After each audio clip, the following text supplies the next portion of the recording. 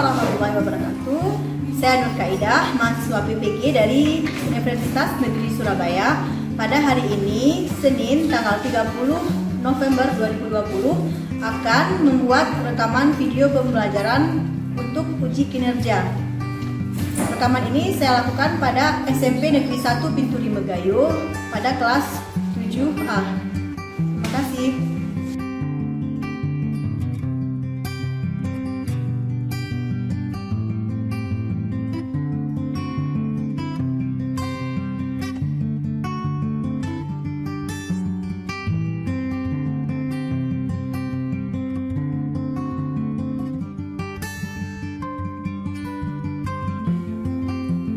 Assalamualaikum warahmatullahi wabarakatuh. Waalaikumsalam warahmatullahi wabarakatuh. Gerak. Assalamualaikum warahmatullahi wabarakatuh. Waalaikumsalam warahmatullahi wabarakatuh. Gerak. Apa kabar kawan hari ini? Baik, Bu. Tetap sehat ya, tetap semangat. Jangan lupa tetap jaga kesehatan, makan makanan yang bergizi, sering olahraga dan sering cuci tangan. Oke? Oke, Bu absen dulu. Siapa kawan-kawan yang hadir hari ini? Hadir semua, Bu. Semua. Alhamdulillah ya. Semoga Allah selalu memberikan kita kesehatan sehingga kita bisa terus untuk menuntut ilmu. Sebelum pembelajaran kita mulai, Ibu mau kalian mengecek dulu kebersihan ruangan ini. Coba cek bawahnya. Itu di belakangnya ada sampah ya, ambil kan? Di atas tuh ada tuh itu di atas kamar. Kok melintah di kawannya? Dah buang. Buang atas sampah.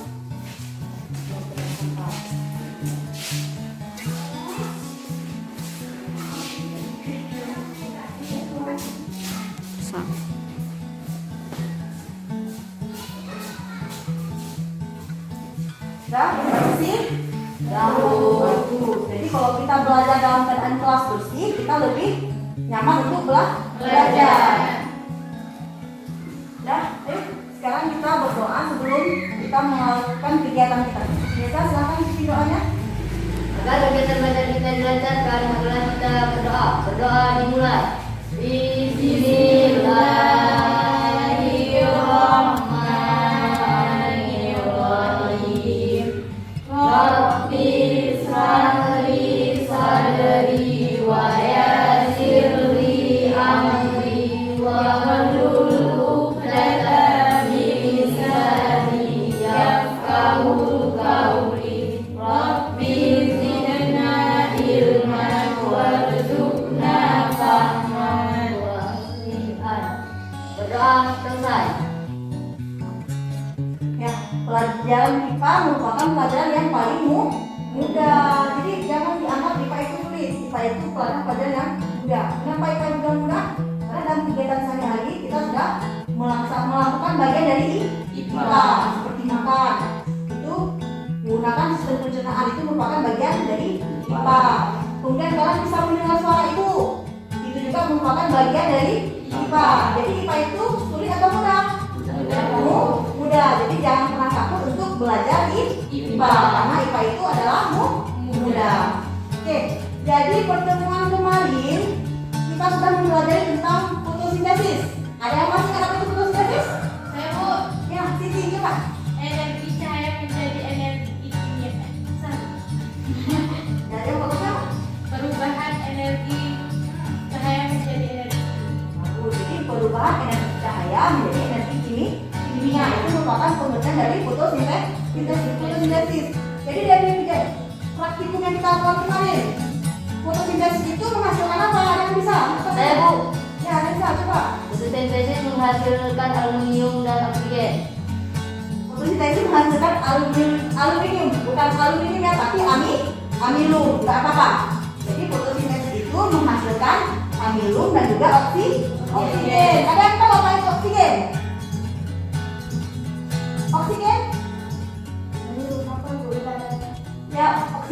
udara yang kita hirup. Jadi oksigen itu selalu kita hirup saat kita bernafas.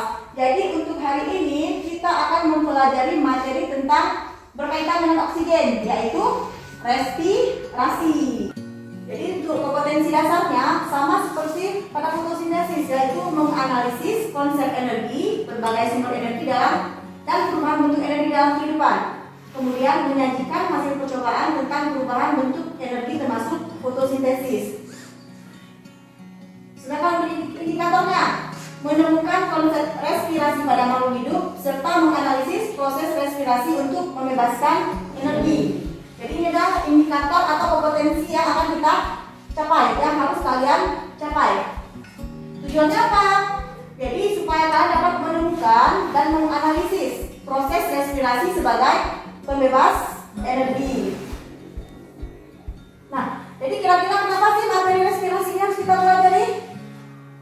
Nah, sekarang supaya kalian tahu bagaimana pentingnya untuk itu apa materi ini, sekarang ibu mau kalian coba melakukan menahan nafas kalian.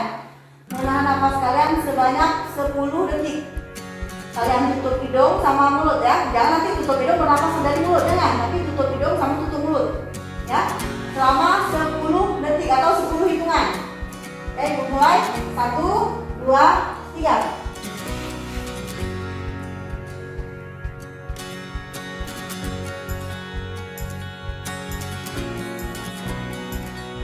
Cukup.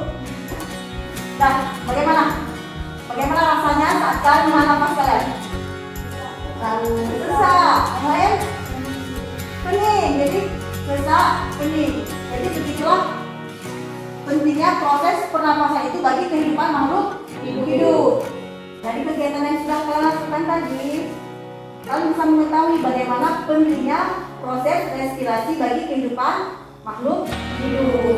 Nah, jadi kegiatan kita hari ini yaitu kita akan melakukan praktikum untuk mengetahui bagaimana proses respirasi pada makhluk hidup. Nah, apa yang kita lakukan? Pertama kan melakukan praktikum. Nah, kemudian saat kita praktikum nanti dengan Ibu bimbing kan harus menemukan akan melakukan pengolahan data, pengumpulan data, kemudian menjawab pertanyaan-pertanyaan yang ada pada LKPD. Nah, jadi sekarang kita silakan duduk berkelompok. Nah, coba kita LKPD-nya ya.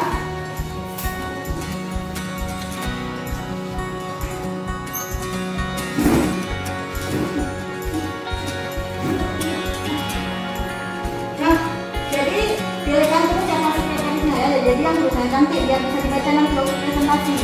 Jadi sekarang kalian sudah duduk berkelompok. Alat dan bahan praktikumnya sudah ada di atas meja kalian. Jadi sebelum kalian melakukan praktikum itu mau kalian menjawab pertanyaan dulu, ya. Sama seperti ini kemarin menjawab pertanyaan. Ada 2 pertanyaan, yaitu apa itu respirasi, apa pengaruh massa serangga terhadap volume respirasi. Jadi soalnya dijawab di dalam buku latihan kalian. Ibu kasih waktu 5 menit untuk menjawab soal. Silakan. Nah, kelompok sudah kita bentuk. Sekarang Ibu mau kalian melihat dulu gambar yang ada di papan tulis. Kita masuk ke kegiatan inti kita hari ini. Tapi sebelumnya perhatikan dulu gambar yang ada di layar Ibu ya. Gambar apa itu? Gambar orang berlari, Bu. Gambar orang berlari. Jadi kira-kira ada apa di gambar itu? Ada orang kurus dan ada orang gendut. Ada orang kurus sama ada orang Gendut. atau orang gendut ya. Jadi di situ di gambar ini ada orang kurus sama ada orang gemuk yang sedang berlari. Jadi kira-kira ketika mereka ini berlari, ini berkaitan sama proses respirasi ya. Apa yang terjadi? Ketika orang gemuk sama orang gemuk berlari, Orang gemuk lebih lemah lari. katakanlah lah biar lebih dengan cepat. Orang gemuk lebih banyak menghirup udara daripada orang kurus. Orang gemuk lebih banyak menghirup udara daripada orang kurus. Yang lain? Orang kurus lebih kencang larinya, Bu. Orang kurus lebih kencang larinya, boleh. Ya, Bu. Jadi, Orang gemuk lebih lemah, Bu. orang gemuk lebih lemah atau lebih cepat lah. Orang gemuk agak lambat. Orang gemuk agak lambat. Udah. Boleh juga. Berarti apa? Orang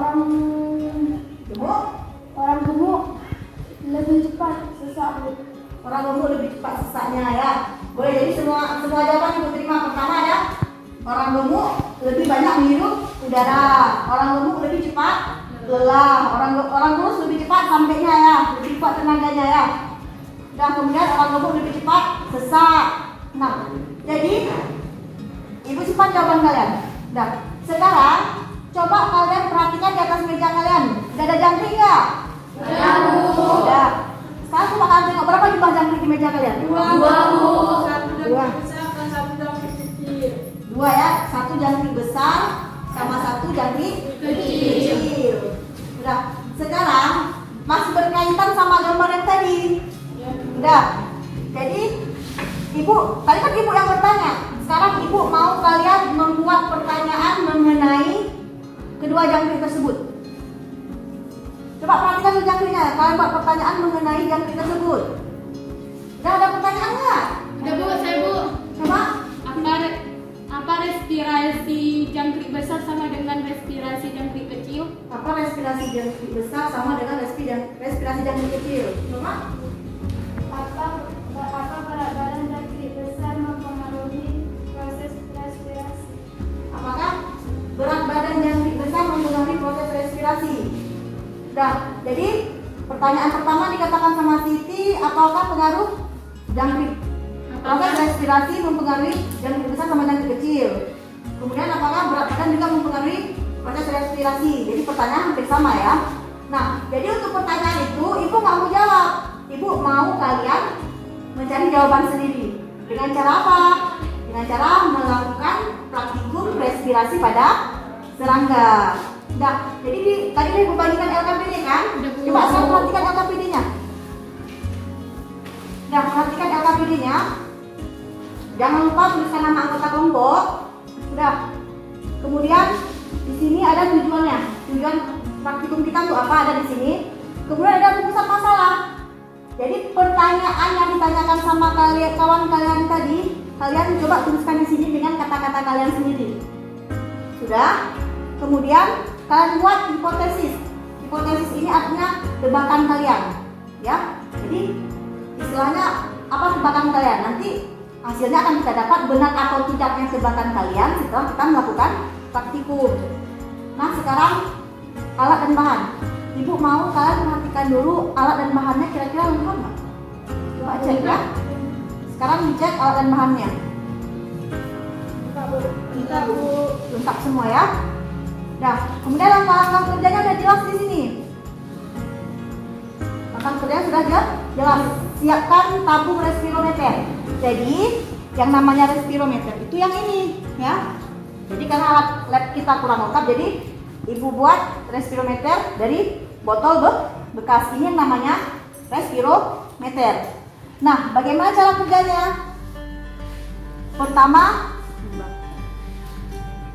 jangkriknya kita ambil. Ini ada dua jangkrik ya, ada jangkrik besar, jangkrik kecil. Dah, jangkrik besar sama jangkrik kecil ini kalian timbang. Kalian timbangannya udah ada kan? Sudah, kalian timbang. Kemudian setelah kalian timbang, kalian tulis isi timbangannya itu ke dalam tabel pengamatan yang ada di halaman 3. Nah, masa jangkrik 1 berapa, masa jangkrik 2 berapa, kalian tulis. Sudah? Kemudian langkah selanjutnya, kalian menyusun alat. Sesudah kalian timbang, kalian masukkan jangkriknya ke dalam botol. Sudah? Kalian tutup. Kalian tutup dulu. Kemudian baru kalian ambil kapas ini, kalian ambil ini yang namanya NaOH. Jadi kristal NaOH ini kalian masukkan dengan menggunakan pinset. Pinsetnya udah ibu kasih tadi, jadi jangan pakai semua tangan ya. Gunakan pinset, masukkan ke dalam kapas, kalian bungkus, baru kalian masukkan ke dalam botol. Udah. Kemudian baru kalian taruhkan di atas ini, di rangkaian alat yang ini. Nah, ada suntik kan? Ada suntiknya. Nah, jadi jangan main-main sama alat suntikan. Jangan bersentuhan sama alat suntik. Nanti suntiknya kalian buka, kalian tarik eosinnya. Secukupnya aja, sedikit saja. Untuk kalian masukkan ke dalam pipa kaca yang ini. Ya. Nanti kalian ukur waktunya. Ini ada stopwatch. Kalian ukur waktunya. Udah. Di sini ada waktu yang ditentukan untuk jangkrik belalang jangkrik 1 2 menit sampai paling banyak waktunya 6 menit. Jadi kita ada 2 langkah kerjanya. Pertama untuk jangkrik ukuran kecil, kemudian untuk jangkrik ukuran besar. Nah, jadi alat suntik ini untuk apa digunakan? Alat suntik ini digunakan untuk menarik eosin. Jadi eosin ini sebagai indikator pergerakan oksigen yang ada pada pipa kaca, ya. Nah, jadi Bu dulu nanti cara menggunakan suntik ini. Ya, perhatikan. Jadi waktu kalian tarik eosin nanti, ini akan tarik ke atas, ya. Setelah itu nanti sudah berisi eosin, baru dimasukkan ke dalam pipa kaca yang ini. Dimasukkan suntiknya, baru ditekan. Biasanya sedikit aja, jangan sampai memenuhi ini, sedikit saja, sampai di situ saja, ya. Udah ngerti instruksi Bu? Sudah Bu. Kira-kira siap melaksanakan praktikumnya? Siap Bu. Oke, silakan kerjasama ya. Ya Bu. Silakan kerjakan.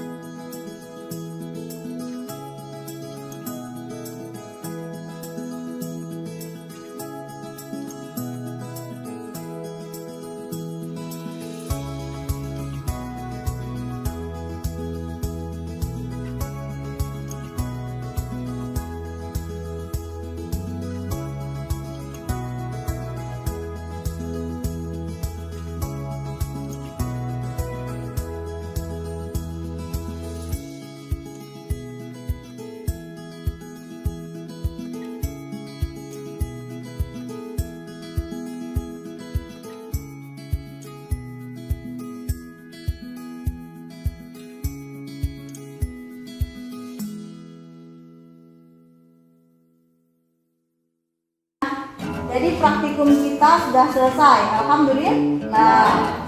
Nah, jadi tepuk tangan dong untuk praktikum kita bersama kerja keras kita hari ini. Oke. Udah masih semangat? Masih, Bu.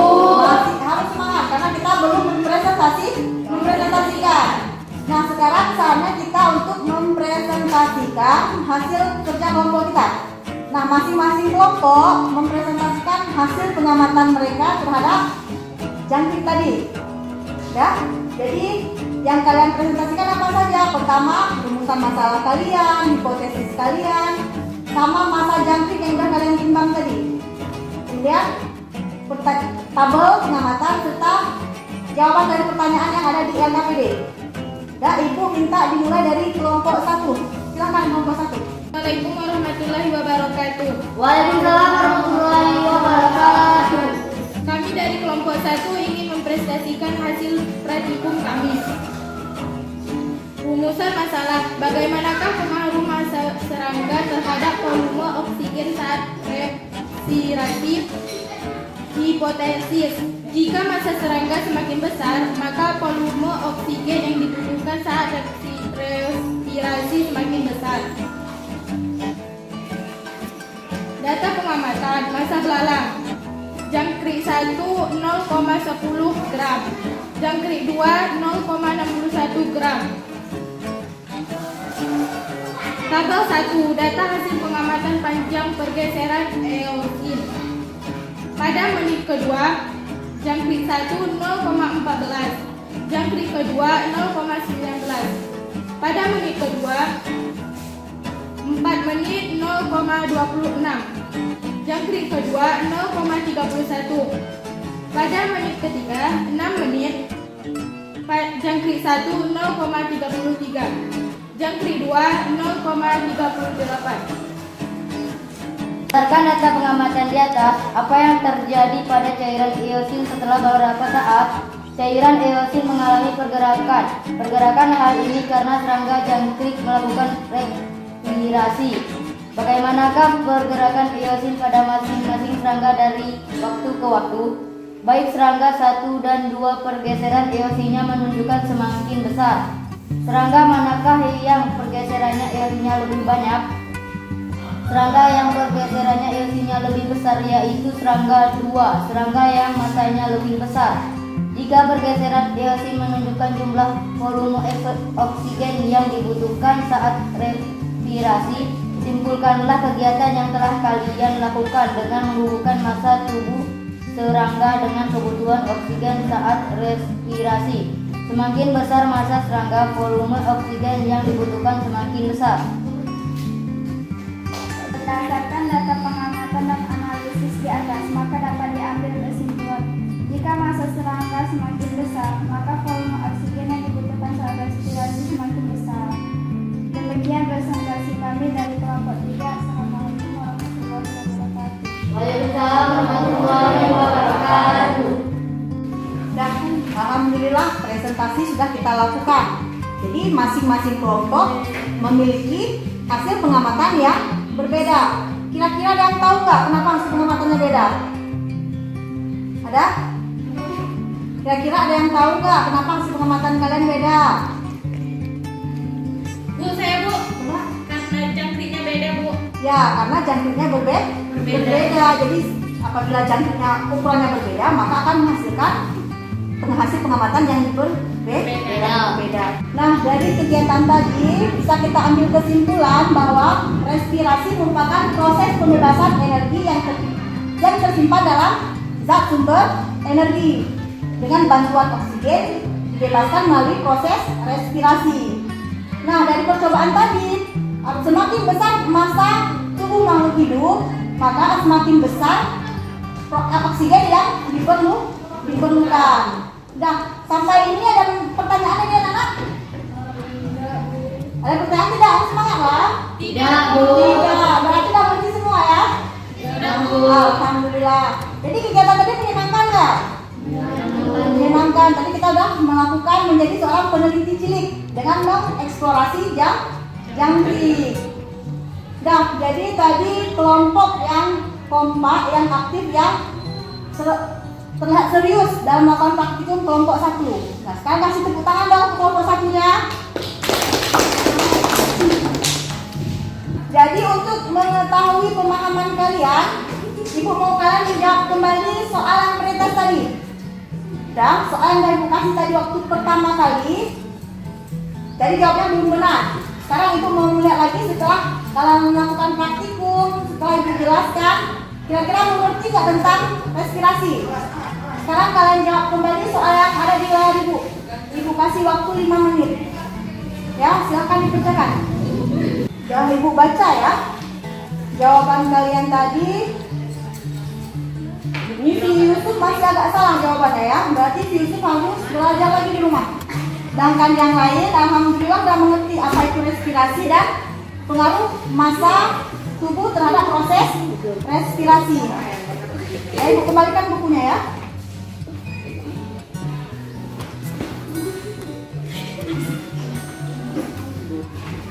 Nah, jadi untuk hari ini sekian kegiatan belajar kita. Jadi untuk minggu depan Ibu mau kan baca lagi tentang pencernaan makanan yang ada di buku guru. Ya, di buku guru yang ada, di buku siswa. Di buku ini ada halaman paling belakang, halaman 208. Kalian baca. Ya. Jadi sebelum menutup pelajaran kita hari ini, Ibu mau kalian membaca doa yang dipimpin oleh Siti. Menutup pelajaran kita hari ini, mari kawan-kawan kita membaca hadiah. Terima kasih atas kerjasamanya dalam kegiatan pembelajaran kita hari ini. Jadi nanti Ibu minta beberapa orang untuk membantu Ibu membersihkan alat lab ya. Ya. Ibu akhiri. Assalamualaikum warahmatullahi wabarakatuh. Waalaikumsalam warahmatullahi wabarakatuh.